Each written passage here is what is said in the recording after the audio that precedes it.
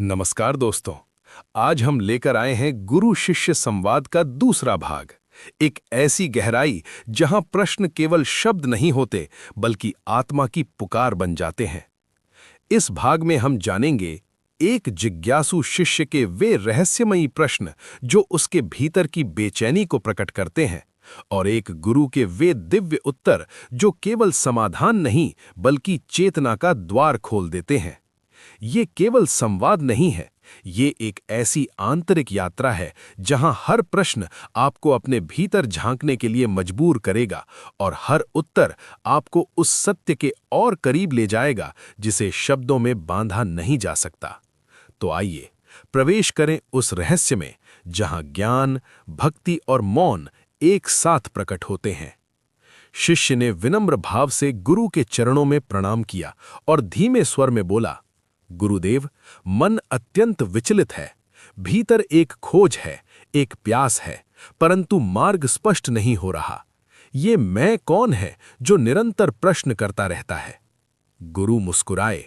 उनकी दृष्टि करुणा से पूर्ण थी। वत्स, यही प्रश्न ही तेरी यात्रा का प्रारंभ है। जब तक ये मैं स्वयं को शरीर और मन समझता है, तब तक वो अविद्या में बंधा रहता है। परंतु जब यही मैं अपने वास्तविक स्वरूप को जानने की इच्छा करता है, तब आत्मविचार प्रारंभ होता है। शिष्य ने जिज्ञासा से पूछा, गुरुदेव, ये आत्मविचार कैसे करूं? ध्यान में बैठता हूं पर विचारों का प्रवाह रुकता ही नहीं। गुरु बोले, विचारों का आना स्वाभाविक है वत्स। मन का स्वभाव ही चंचलता है। तू उनसे युद्ध मत कर, अपितु साक्षी बन जा। जब भी कोई विचार उठे, स्वयं से पूछ, ये किसके लिए उत्पन्न हुआ? उत्तर आएगा, मेरे लिए। तब पुनः प्रश्न कर, मैं कौन हूं? यही आत्म अनुसंधान है, यही ज्ञान योग का सार है। शिष्य कुछ क्षण मौन रहा, फिर बोला, गुरुदेव, क्या केवल यही मार्ग पर्याप्त है? क्या इसमें गुरु की आवश्यकता नहीं? गुरु के नेत्रों में गहराई और गंभीरता उतर आई। वत्स, गुरु कृपा के बिना ये मार्ग अधूरा है। गुरु केवल शरीर नहीं है, वो चैतन्य का प्रकाश है जो तेरे अज्ञान के अंधकार को भेदता है। जब शिष्य पूर्ण श्रद्धा और समर्पण के साथ आगे बढ़ता है, तब गुरु भीतर से उसका मार्गदर्शन करता है। शिष्य ने भाव विभोर होकर कहा, गुरुदेव, क्या आप ही वो प्रकाश हैं? गुरु ने शांत स्वर में उत्तर दिया, मैं नहीं वत्स, तुम्हारा अपना आत्मा ही गुरु है। मैं तो केवल एक दर्पण हूं जिसमें तू अपने वास्तविक स्वरूप की झलक देख सकता है। सच्चा गुरु तुझे स्वयं में स्थित कर देता है, जहां न कोई द्वैत है, न कोई भय, केवल सच्चित आनंद की अनुभूति है। शिष्य की आंखों में अब एक नई चमक थी। गुरुदेव, क्या ये अनुभव तुरंत प्राप्त हो सकता है? गुरु बोले, ये अनुभव समय से परे है वत्स, परंतु मन की शुद्धि और एकाग्रता आवश्यक है। ध्यान, जप और वैराग्य, ये तीन साधन तुझे उस अवस्था तक ले जाएंगे जहां मन शांत होकर आत्मा में विलीन हो जाता है। कुछ क्षणों का मौन छा गया। वातावरण में एक अद्भुत शांति व्याप्त थी। फिर गुरु ने धीरे से कहा, जब साधक भीतर की यात्रा में आगे बढ़ता है, तब उसे अनेक आंतरिक अनुभव होते हैं, प्रकाश, नाद और आनंद की तरंगें। परंतु वत्स, इन अनुभवों में उलझना मत। ये केवल संकेत हैं, अंतिम सत्य नहीं। शिष्य ने सिर झुकाकर कहा, गुरुदेव, तब अंतिम सत्य क्या है? गुरु ने नेत्र बंद किए और गहरे स्वर में बोले, अंतिम सत्य है स्वयं का लोप और परम का प्रकट होना। जब मैं समाप्त होता है, तब केवल ब्रह्म शेष रहता है। वही तेरा वास्तविक स्वरूप है, वही तेरा शाश्वत घर है। शिष्य अब पूर्णतः मौन था। उसके भीतर कुछ बदल रहा था, जैसे कोई पर्दा धीरे धीरे हट रहा हो। गुरु ने आगे कहा, अब तू इस मार्ग पर अग्रसर हो। मौन में उतर, ध्यान में डूब और अपने भीतर के उस दिव्य प्रकाश को पहचान। शिष्य पुनः गुरु के समीप आया। इस बार उसके चेहरे पर एक सूक्ष्म शांति थी, परंतु भीतर अभी भी कुछ अनकहे प्रश्न थे। वह धीरे से बोला, गुरुदेव, आपके निर्देशानुसार मैंने ध्यान और आत्म अनुसंधान का अभ्यास किया। कभी कभी ऐसा प्रतीत होता है कि विचार रुक गए हैं और भीतर एक अद्भुत शून्यता का अनुभव होता है, परंतु उसी क्षण भय भी उत्पन्न हो जाता है, जैसे मैं कहीं खो रहा हूं। गुरु ने गंभीर स्वर में कहा, वत्स, यही वह द्वार है जहां से साधक अहंकार के बंधन को पार करता है। जिसे तू खोना समझ रहा है वही वास्तव में तेरा मुक्त होना है। ये भय अहम का अंतिम प्रयास है, स्वयं को बनाए रखने का। शिष्य ने विस्मय से पूछा, तो क्या ये शून्यता ही सत्य है गुरुदेव? गुरु ने हल्की मुस्कान के साथ उत्तर दिया, नहीं वत्स, ये शून्यता केवल एक मध्यावस्था है। ये वह स्थान है जहां मन शांत होता है, परंतु अभी पूर्ण आत्मबोध नहीं हुआ है। जब तो इस शून्यता को भी पार कर जाएगा तब पूर्णता का अनुभव होगा, जिसे समाधि कहते हैं। शिष्य ने श्रद्धा से सिर झुकाया। गुरुदेव, समाधि कैसी होती है? गुरु की वाणी अब और भी गहरी हो गई। समाधि वह अवस्था है जहां ध्यान करने वाला, ध्यान का विषय और ध्यान की क्रिया, ये तीनों विलीन हो जाते हैं। वहां केवल एक ही सत्ता शेष रहती है, अद्वैत चैतन्य। न कोई विचार, न कोई समय, न कोई अलग अस्तित्व, केवल अनंत शांति और आनंद। शिष्य की आंखों से अश्रु बहने लगे। गुरुदेव, क्या मैं उस अवस्था तक पहुंच पाऊंगा? गुरु ने करुणा से कहा, वत्स, तू पहले से ही वही है। समाधि कोई प्राप्त करने की वस्तु नहीं है, ये तेरी स्वाभाविक स्थिति है। केवल अज्ञान के बादल हटने हैं और सत्य स्वयं प्रकट हो जाएगा। कुछ क्षणों तक दोनों मौन रहे। वातावरण में गूढ़ ऊर्जा प्रवाहित हो रही थी।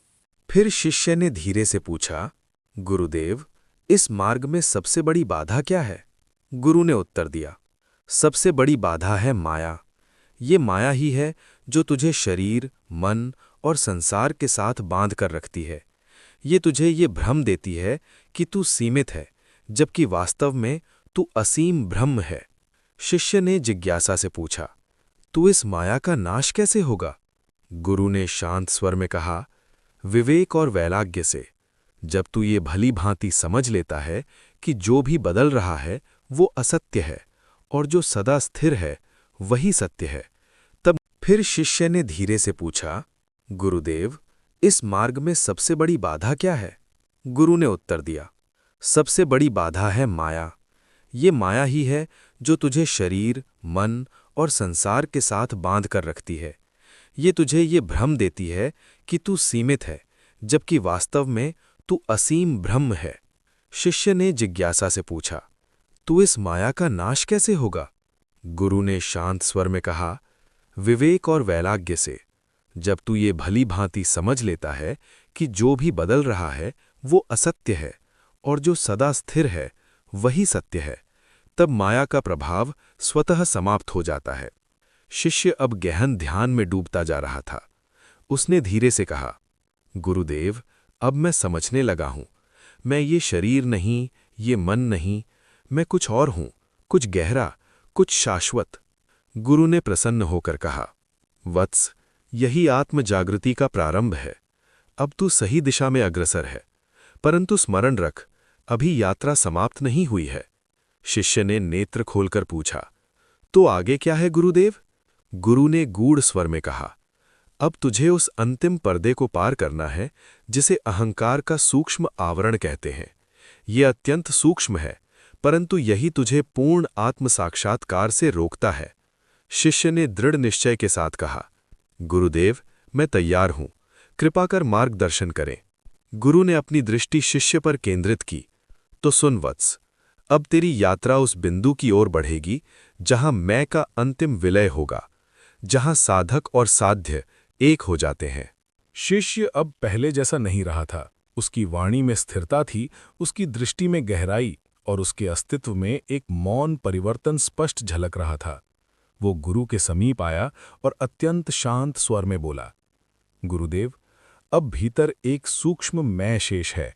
विचार लगभग समाप्त हो चुके हैं, परंतु एक अहम बोध अब भी बना हुआ है, जैसे कोई अंतिम पर्दा हो जो सत्य को पूर्ण रूप से प्रकट नहीं होने दे रहा। गुरु ने गंभीर दृष्टि से शिष्य को देखा, वत्स, तू अब उस अंतिम द्वार पर खड़ा है जहां से आगे केवल पूर्ण समर्पण ही ले जा सकता है। ये जो सूक्ष्म मैं है, यही अहंकार का बीज है, अत्यंत सूक्ष्म परंतु अत्यंत प्रभावशाली।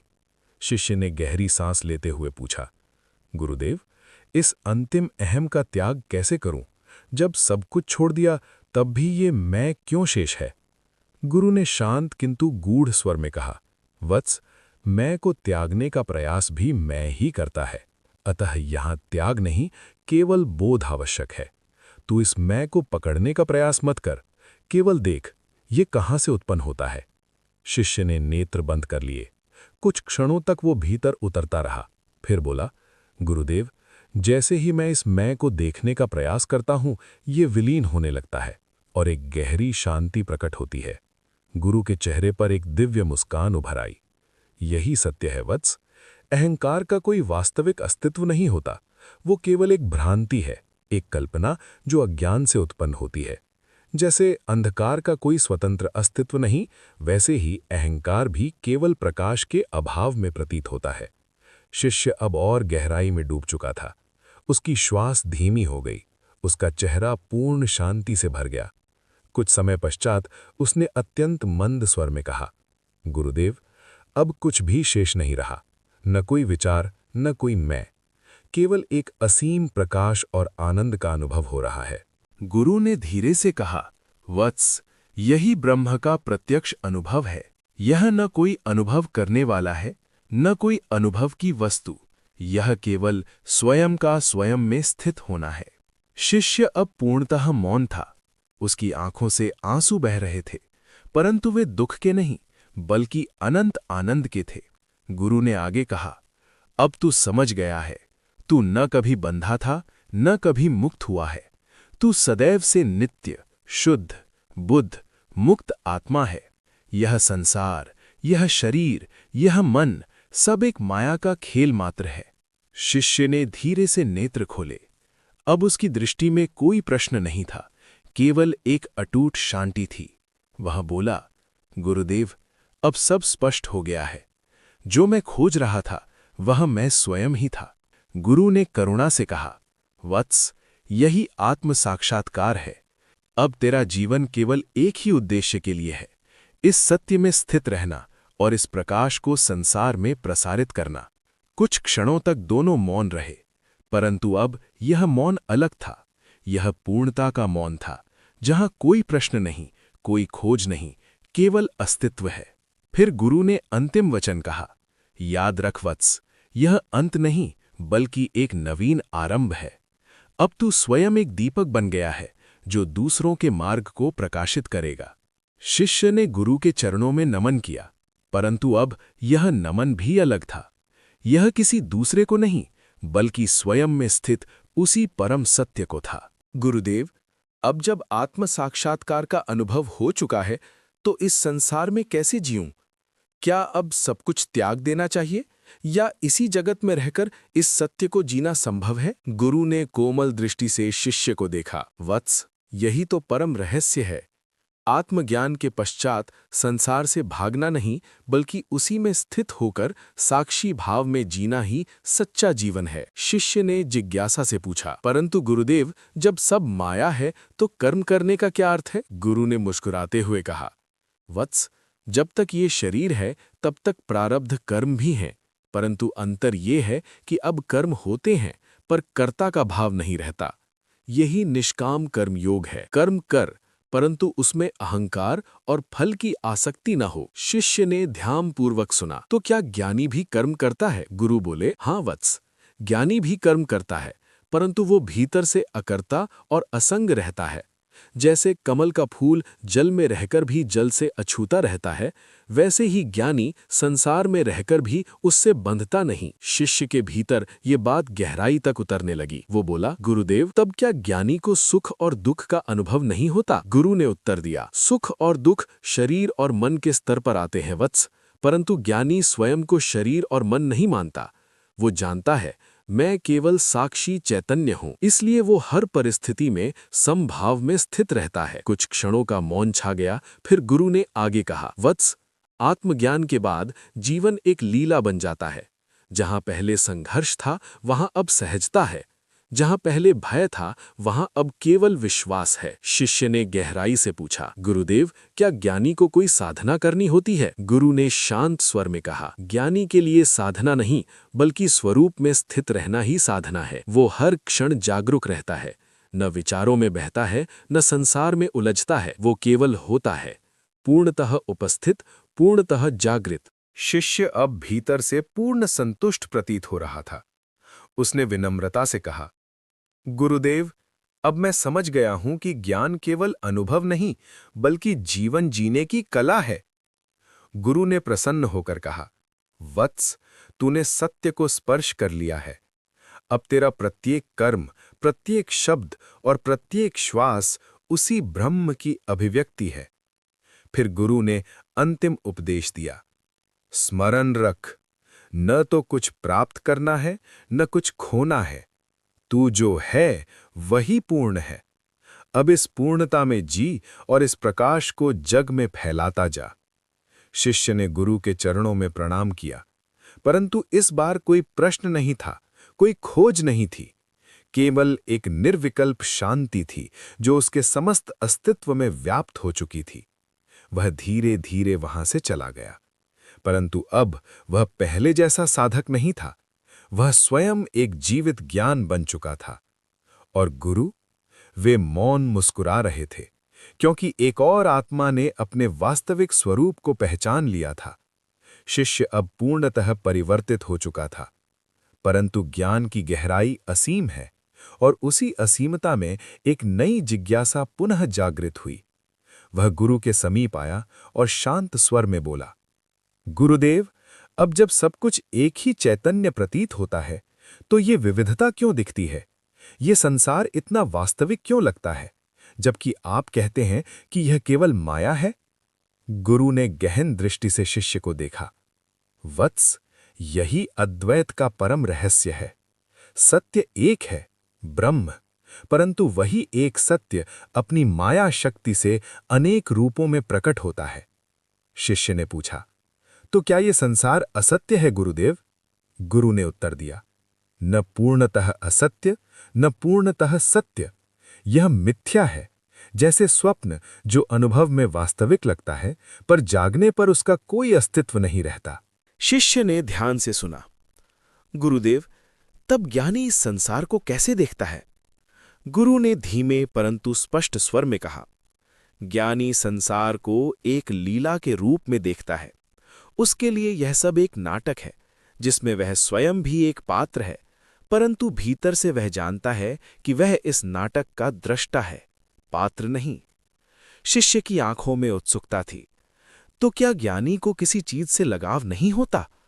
गुरु बोले, लगाव और विरक्ति दोनों मन के खेल हैं वत्स। ज्ञानी इन दोनों से परे होता है। वह प्रेम करता है परंतु उसमें आसक्ति नहीं होती। वह कर्म करता है परंतु उसमें अहंकार नहीं होता। कुछ क्षणों तक मौन छा गया। फिर गुरु ने आगे कहा, वत्स, यह संपूर्ण सृष्टि एक चेतना का नृत्य है। जैसे सागर में उठती लहरें सागर से अलग नहीं होती, वैसे ही यह समस्त जगत ब्रह्म से अलग नहीं है। भेद केवल दृष्टि का है। अज्ञान में भेद दिखता है, ज्ञान में केवल एकत्व। शिष्य अब गहराई से अनुभव कर रहा था। उसने धीरे से कहा, गुरुदेव, अब ऐसा प्रतीत होता है कि जो कुछ भी मैं देख रहा हूं वह सब मैं ही हूं। गुरु ने प्रसन्न होकर कहा, वत्स, यही अद्वैत अनुभव है। जब दृष्टा और दृश्य का भेद समाप्त हो जाता है तब केवल एक सत्य शेष रहता है। शिष्य की आंखों से आनंद के अश्रु बहने लगे। गुरुदेव, अब जीवन एक बोझ नहीं बल्कि एक उत्सव प्रतीत हो रहा है। गुरु ने मधुर स्वर में कहा, वत्स, यही जीवन का वास्तविक स्वरूप है। यह कोई संघर्ष नहीं बल्कि एक लीला है, जिसे तू पहले गंभीरता से लेता था, अब उसे सहजता से जीता है। फिर गुरु ने अंतिम उपदेश दिया, अब तू जहां भी जाए, जो भी करे, इस साक्षी भाव में स्थित रहे। देख परंतु उलझ मत, जी परंतु बंध मत, प्रेम कर परंतु खो मत। शिष्य अब शांत, स्थिर और जागरूक था, परंतु इस बार उसके भीतर एक नई भावना उठी, प्रेम की। वो गुरु के समीप आया और अत्यंत कोमल स्वर में बोला, गुरुदेव, अब तक मैंने ज्ञान के मार्ग को समझा, आत्मा को जाना, परंतु हृदय में एक गहरी भक्ति भी उठ रही है।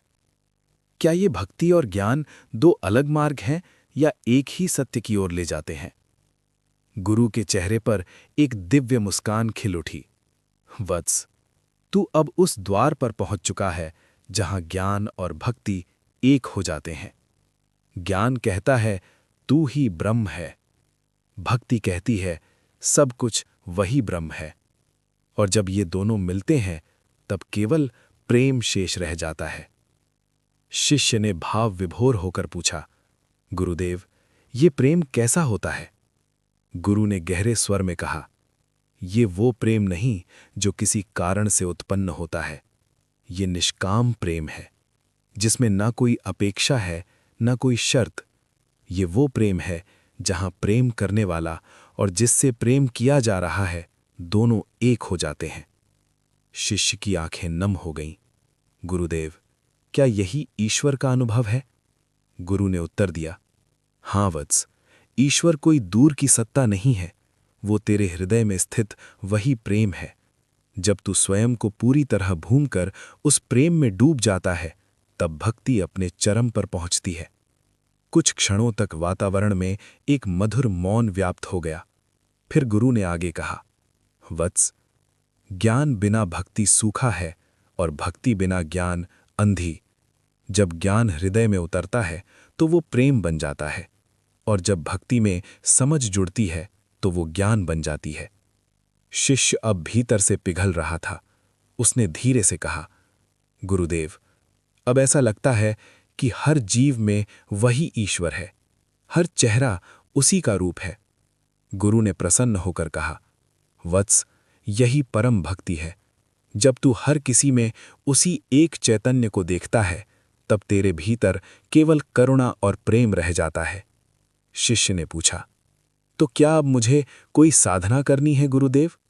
गुरु ने शांत स्वर में कहा, अब तेरी साधना है प्रेम में जीना। हर कार्य को ईश्वर अर्पण समझकर करना, हर श्वास को जप बना देना और हर क्षण को ध्यान में बदल देना। शिष्य अब पूर्णतः समर्पित था। उसने भाव विभोर होकर कहा, गुरुदेव, अब कुछ भी शेष नहीं रहा, केवल प्रेम है, केवल आप हैं, केवल मैं हूं, और वो भी एक ही है। गुरु ने अंतिम बार कहा, वत्स, अब तू पूर्ण हो चुका है। ज्ञान ने तुझे जागृत किया और भक्ति ने तुझे विलीन कर दिया। शिष्य अब पूर्णतः शांत था, न कोई प्रश्न, न कोई जिज्ञासा।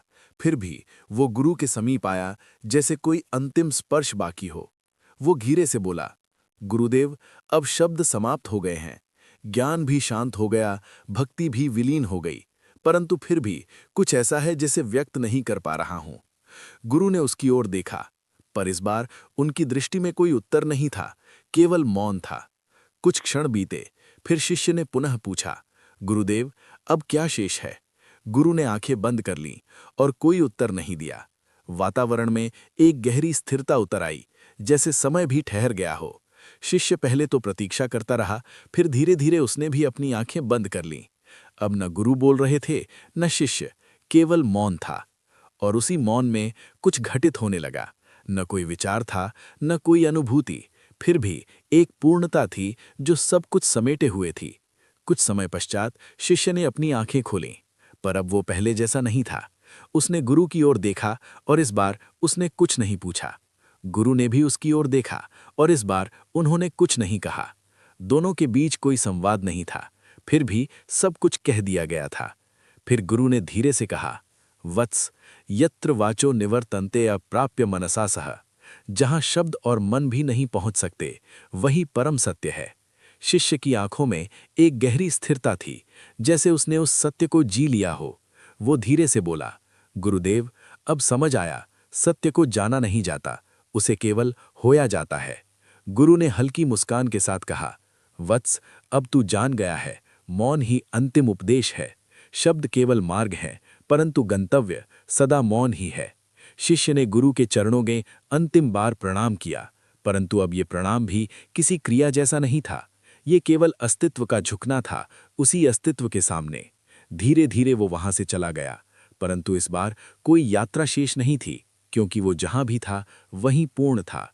और गुरु, वे अब भी वहीं बैठे थे, मौन, स्थिर, परंतु उस मौन में संपूर्ण ब्रह्म ज्ञान स्पंदित हो रहा था। धन्यवाद।